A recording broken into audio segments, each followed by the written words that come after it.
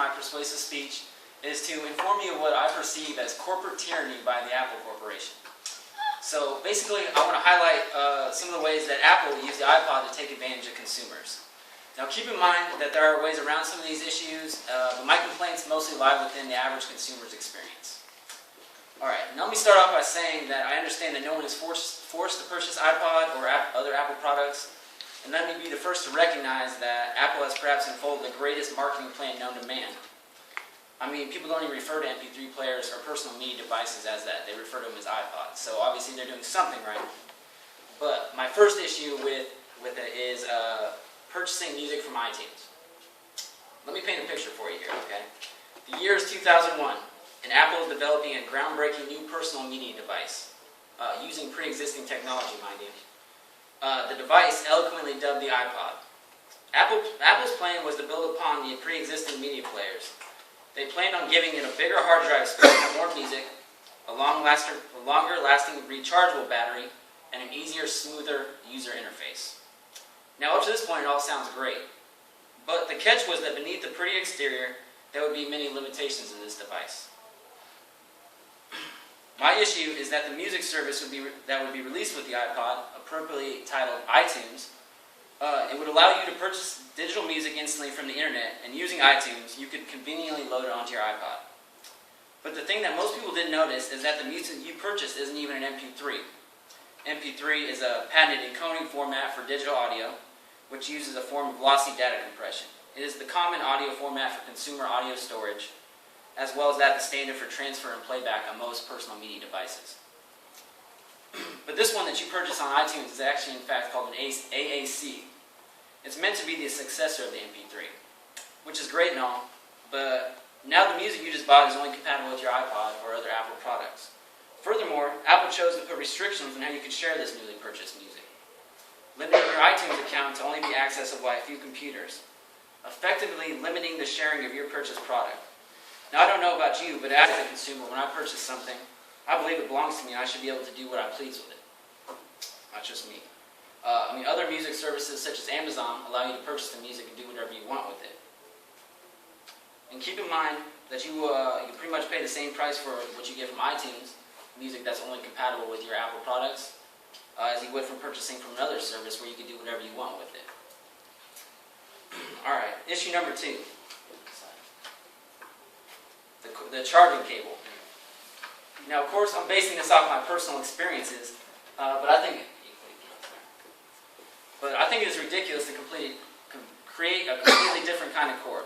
I've had many different versions of MP3 players, and every single one, regardless of the manufacturer, has had the capability to be charged with nothing more than a mini USB plug. As you can see, we've got a picture on the right, mini USB. I'm sure you most are familiar with it.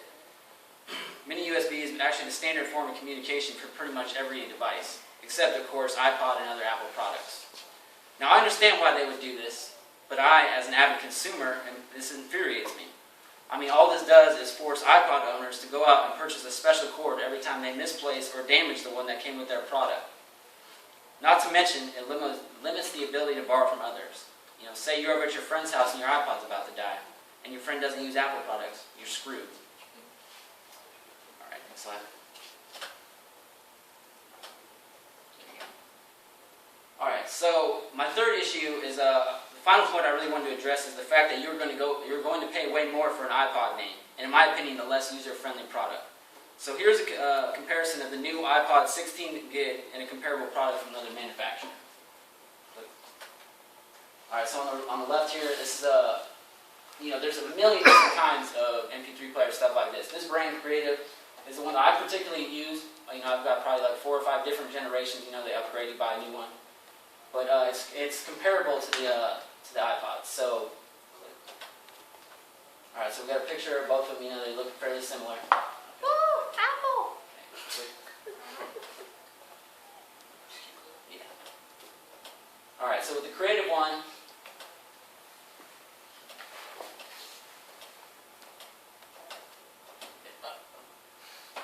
so as you can see, the storage capability of both devices is a 16 gig. The only difference is on the Creative product, it also has an additional slot for a micro memory card. So in addition, you could add even more memory. This is true, yes it is. Alright, the screen size, the iPod is actually a little bit better. It has a 3.5-inch screen, whereas the Creative one only has a 3.2 inches. They're both Bluetooth compatible, meaning that you can transfer media to it as well as use Bluetooth headphones, things like that. They both have a camera. The one on the left actually has built-in GPS as well, the thing that the iPod doesn't have. Excellent. They